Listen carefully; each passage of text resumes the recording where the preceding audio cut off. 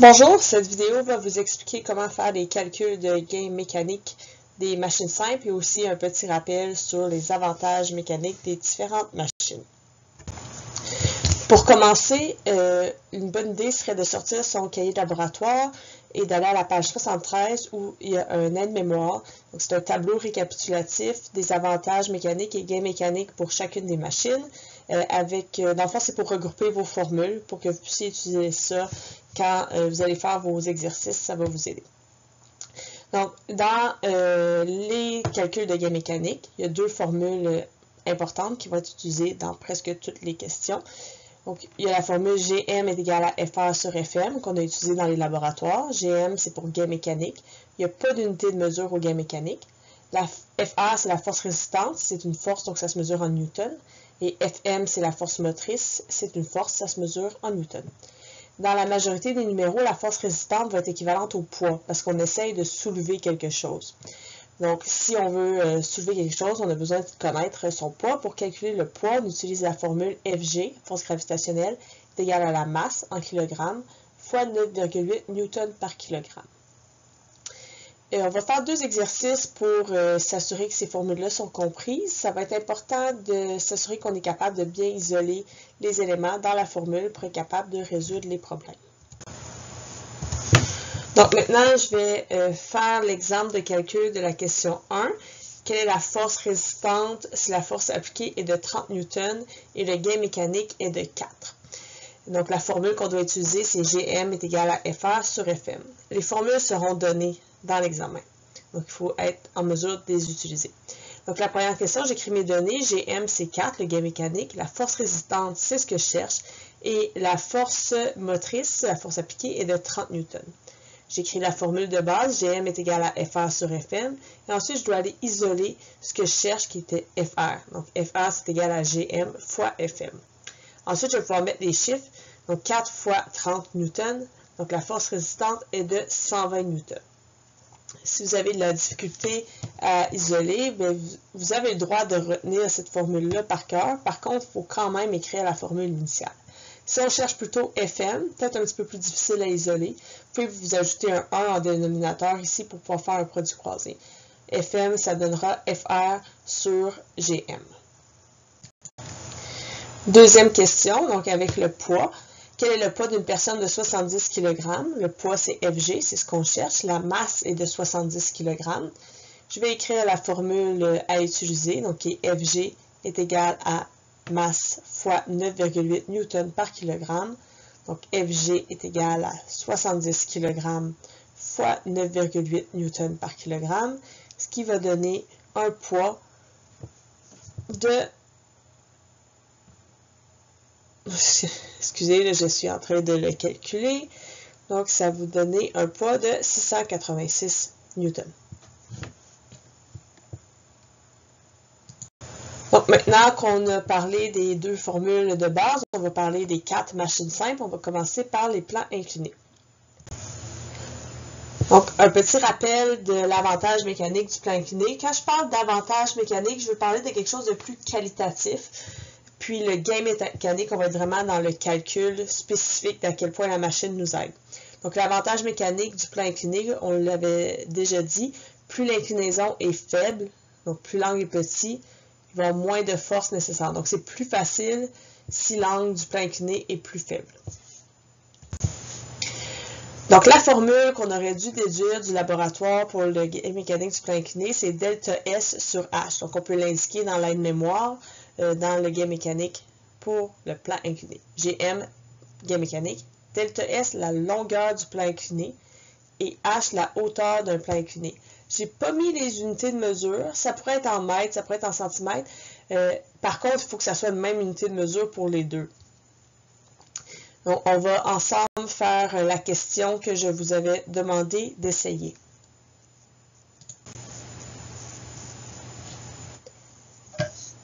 Donc, la question est, Alexis utilise le plan incliné ci-dessous pour pousser une boîte de 10 kg déposée sur des roulettes. Les roulettes permettent de réduire le frottement. Quelle force devrait-il exercer? Donc, on va commencer. L'ordre des étapes ne serait pas obligé d'être exactement celui-là, mais je vais toujours faire le même ordre pour aider à la compréhension. Donc, on commence par trouver le poids. On cherche le poids quand la masse est de 10 kg, comme j'ai montré précédemment. On va faire la masse fois 9,8 Newton par kg. Donc ici, c'est 10 kg fois 9,8 Newton par kg. Ça nous donne un poids de 98 Newton. Ma deuxième étape, c'est que je vais aller trouver les informations du gain mécanique avec les informations que je connais sur le plan incliné. Donc la hauteur du plan incliné est 50 et la longueur du plan incliné est 100. Donc c'est ce que je vais utiliser. Le gain mécanique est égal à delta S sur H. Le gain mécanique est égal à 100 cm. Oh, j'ai oublié de mettre les unités de mesure. 100 cm sur 50 cm. Les unités s'annulent, puis il reste 2. Il manque les unités de mesure ici, là. Donc, dans vos notes, ajoutez centimètres et centimètres. La troisième étape, je connais le gain mécanique, il est de 2. Je cherche la force motrice, mais je connais la force résistante, qui est la même chose que le poids, donc FG, de 98 Newton. Donc, FG est égal à FR dans la très grande majorité des problèmes de machine simple. Et donc, je cherche FM. J'écris ma formule. GM est égal à FR sur FM. Je vais isoler FM. C'est important d'écrire cette étape-là. Donc, FM est égal à FR sur GM. Je remplace ensuite par les chiffres. Donc, FM est égal à 98 Newton divisé par 2. Et finalement, FM est égal à 49 Newton. Vous n'êtes pas obligé d'écrire une réponse finale. On peut à la fin, puis là, c'est pas très clair là, la façon que je vais le faire. On peut surligner. J'ai surligné en jaune, on ne voit pas très bien. Ou vous pouvez aussi encadrer votre réponse pour me dire que c'est la réponse finale. Parce qu'il y a quand même beaucoup de valeurs là, dans le numéro. Donc, c'est important que je sache c'est quoi votre réponse finale. Vous pouvez aussi écrire une phrase si vous voulez, mais ce n'est pas obligatoire. Petit rappel qu'il existe deux types de machines qui utilisent un plan incliné. Il y a le coin. Le coin va servir à séparer un objet, soulever un objet, maintenir un objet. Je vous rappelle que tout ce qui est lame inclut un coin. Et il y a la vis. Donc la vis peut servir à exercer une pression, fixer des objets comme visser des objets entre eux, mais aussi déplacer des liquides ou solides, comme avec l'exemple de la souffleuse. On va maintenant parler des leviers. J'en profite pour vous mentionner, quand vous faites des dessins de machines simples et que vous voulez représenter une force, c'est important que la flèche de force soit une grosse flèche comme celle-ci. Si on faisait juste une petite flèche comme ça, étroite, ça représente un mouvement. Si on veut représenter une force, il faut absolument que ça soit une grosse flèche large. Je vous rappelle qu'il y a trois types de leviers. Le interappui où le point d'appui est au centre. L'intermoteur où c'est la force qui est au centre et l'interrésistant où c'est la charge qui est au centre. Je vous ai mis ici un résumé des avantages de chacun, puis c'est aussi dans l'aide-mémoire du cahier de laboratoire. Vous avez aussi, bien sûr, dans Conquête, plus en détail chacun des types de leviers. Donc, suite au laboratoire sur les leviers, vous auriez dû découvrir la formule suivante. Le gain mécanique est égal à Lm sur Lr. Lm, c'est la longueur ou la distance entre le point d'appui et la force motrice. Et Lr, c'est la longueur entre le point d'appui et la force résistante. Donc, c'est important, dans les deux cas, la distance est mesurée à partir du point d'appui. Donc, on va aller faire le numéro qui vous était donné à essayer après le laboratoire. La première chose à faire, c'est de s'assurer d'avoir dessiné le levier. Ça aide beaucoup à faire le numéro, puis ça aide à démêler les variables, les valeurs qui sont données dans le problème. Donc, si on a une masse de 50 kg qui est à une extrémité du levier, on vous dit que la planche est au total 80 cm puis qu'on force à l'autre extrémité. On vous dit aussi que le pivot il est placé à 20 cm du point d'appui. Et donc, ça, c'est la distance LR, la distance entre la charge et le point d'appui. Et donc, l'autre distance est de 60, 80 moins 20. Et donc, ça, c'est la distance LM entre la force motrice et le point d'appui. Donc, encore une fois, il va y avoir les trois mêmes étapes. Je commence par trouver le poids en sachant que la masse est 50 kg. Donc, le poids va être M fois 9,8 Newton par kg. Donc, 50 kg fois 9,8 Newton par kg. Et donc, le poids est de 490 Newton. Première étape. la deuxième étape, je vais aller calculer le gain mécanique avec les informations que je connais sur le levier. Donc, le LM est de 60 cm et le LR est de 20 cm. J'écris mon équation du gain mécanique et ensuite je le calcule. Je porte à votre attention que des fois, ça se peut que ce soit le plus petit chiffre qui est en haut. Fait que c'est vraiment important de vérifier sur votre dessin. Ce ne sera pas toujours le plus grand chiffre qui va être le numérateur. Donc, ça se pourrait qu'on obtienne un gain mécanique qui est inférieur à 1. Dans ce cas-là, ça veut dire que la machine ne vous aide pas à réduire. La machine ne réduit pas la force nécessaire. Bon, donc ici, j'ai fait 60 divisé par 20. Le gain mécanique est de 3. Et dans ma troisième étape, je connais le gain mécanique, je connais la force résistante qui est le poids. Et je vais isoler dans ma formule pour calculer, pour trouver le FM. Donc, ici, j'avais fait une petite erreur, je recommence. Donc, FM est égal à FR sur gain mécanique. Donc, FM est égal à 490 newtons sur 3. Et FM est donc égal, je suis en train de calculer, 163,33 newtons. Ici, ça donne un chiffre périodique. Quand ça vous donne un chiffre périodique, arrondissez au centième ou peut-être au dixième dans les laboratoires, vu que l'instrument de mesure est au dixième, mais gardez pas le périodique. On arrondit nos valeurs, nos données en sciences. On poursuit avec roues et essieux. Donc, on a fait deux différents montages en laboratoire. Donc, ici, on a un système de roues de différentes grandeurs. La roue au centre serait l'essieu et les autres, on pourrait juste les appeler des roues. Et ici, on a un exemple de treuil. Un treuil, c'est un tambour, la partie circulaire, avec une manivelle, la partie plus rectiligne.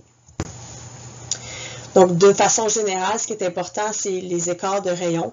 Donc, plus la différence de rayon entre la roue et l'essieu est grande, plus le travail va être facile. Même chose pour le treuil. Donc, plus la différence de rayon entre le tambour, la partie circulaire et la manivelle est grande, plus ça va être facile. Dans le laboratoire, sur les roues, vous auriez dû conclure que le gain mécanique est égal au rayon de la manivelle sur le rayon du tambour. Ici, il faut faire attention parce qu'il n'y a pas toujours une manivelle et un tambour. Des fois, c'est juste un système de roues et essieux. Et donc, ça peut porter à confusion. La meilleure façon, c'est d'utiliser la force. Donc, RM, oui, c'est souvent pour la manivelle ou l'essieu, mais c'est surtout l'endroit où il y a la force motrice. Donc, c'est l'endroit, le rayon sur lequel la personne fait l'effort. RT, c'est l'endroit où la masse est suspendue. Donc, faites attention de bien analyser les dessins pour que RT soit associé au rayon de l'endroit où la masse est suspendue, puis RM est associé au rayon de l'endroit où je fais la force. Donc, on va maintenant faire la question sur le treuil.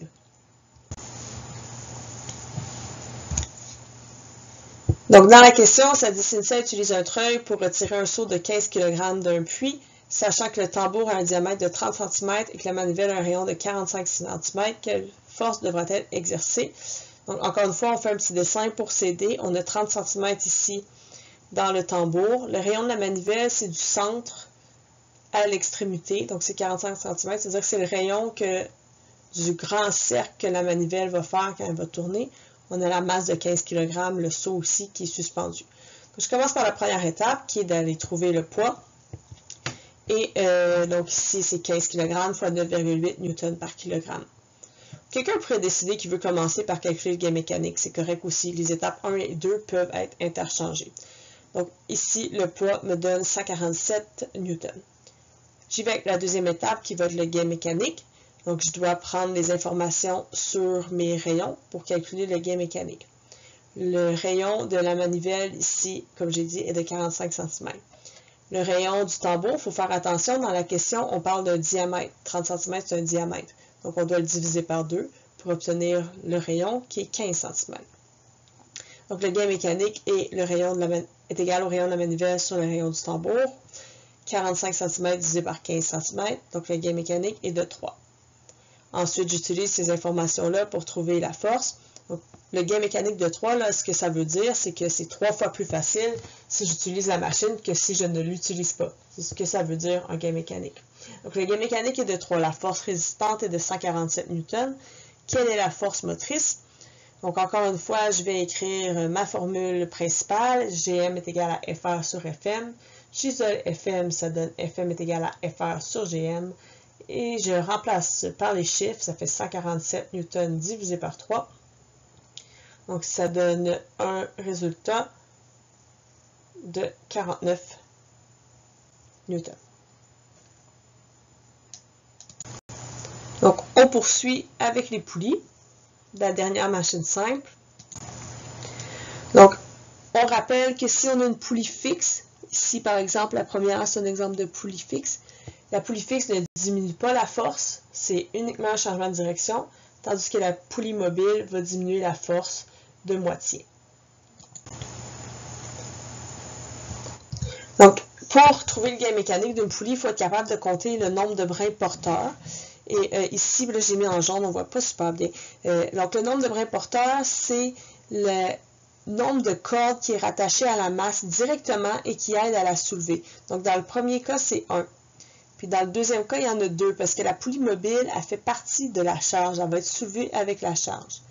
J'en ai 3 dans la troisième situation et 4 dans la dernière. À chaque fois qu'il y a une corde qui est en train de descendre, on ne la compte pas. Ce n'est pas un bout de corde, ce n'est pas un brin de corde qui porte directement la charge. On veut voir le nombre de brins qui est directement en train de soutenir la charge. Donc, le nombre de brins sera équivalent au gain mécanique. Donc, c'est la formule, plus ou moins une formule, mais le gain mécanique d'un système de poulie est égal au nombre de brins porteurs dans le système. On va faire la question sur les poulies.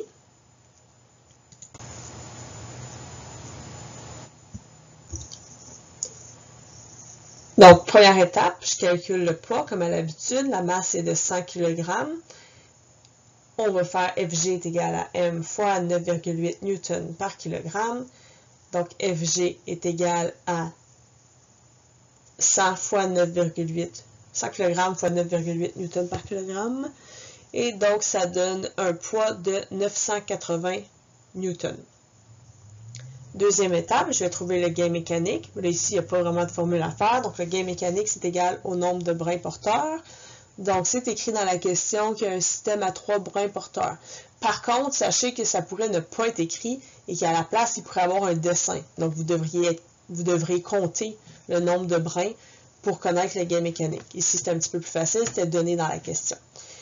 Troisième étape, je cherche la force motrice. Donc, en sachant que le gain mécanique est de 3 et que la force résistante est de 980, étant donné que c'est le poids, je cherche la force motrice. Donc, GM est égal à FR sur FM. J'isole FM est égal à FR sur GM. Donc, la force motrice est égale à 980 newtons divisé par 3. La force motrice est égale à 326,67 newtons. Donc, maintenant, on s'assure d'avoir noté tous les exemples correctement dans son cahier de notes. Vous pouvez revenir en arrière au besoin. Et c'est le temps de vérifier à quel point vous avez compris. Les calculs comme ça, on peut avoir l'impression d'avoir compris, mais il faut vraiment les tester pour s'assurer qu'on est capable de le faire. Tous les exemples que j'ai faits, on cherchait la force motrice. Mais sachez que ça se peut qu'on vous demande la force résistante, ça se peut qu'on vous demande la masse, ça se peut qu'on demande la hauteur du plan incliné, ça se peut qu'on demande le rayon d'un tambour. On peut demander n'importe quoi. Il faut juste que vous soyez capable de faire les étapes dans le bon ordre selon les données que vous connaissez, puis être capable d'isoler les formules correctement. C'est pour ça que c'est important de faire beaucoup de questions pour que vous vous assurez que dans toutes les situations, peu importe ce qu'on demande, vous êtes en mesure de le faire. Donc, je vous laisse travailler ça en espérant que vous ayez bien compris.